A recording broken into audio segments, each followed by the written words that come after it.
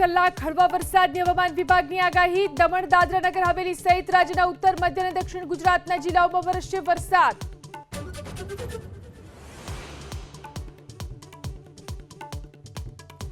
વડોદરાના ગંભીરા બ્રિજ દુર્ઘટનામાં હજી પણ રેસ્ક્યુ ઓપરેશન ચાલુ। મૃત્યુઆંક પહોંચ્યો 15 પાર। હજુ પણ નદીમાં ગુમ 4 લોકો, ટ્રક નીચે દબાયા હોવાની આશંકા।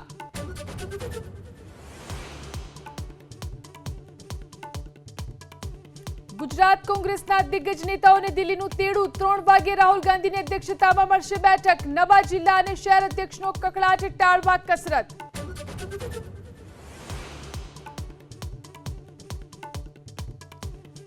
ગુજરાત સરકારે જાહેર કર્યું રાહત પેકેજ। ઓક્ટોબર 2024માં કમોસમી વરસાદથી થયેલા કપાસના પાકના નુકસાન માટે ચૂકવાશે સહાય।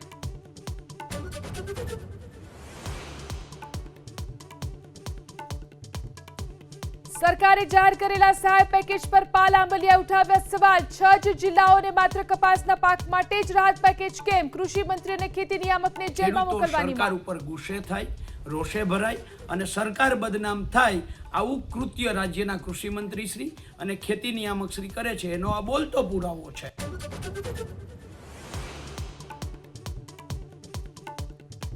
રાજ્યમાં મેડિકલ સહિતની દુકાનો પર આરોગ્ય વિભાગની ટીમ સાથે એસઓજી પોલીસનું ચેકિંગ યથાવત। થરાદ અને તાપીમાંથી પ્રતિબંધિત દવાઓનો જથ્થો કરાયો જપ્ત।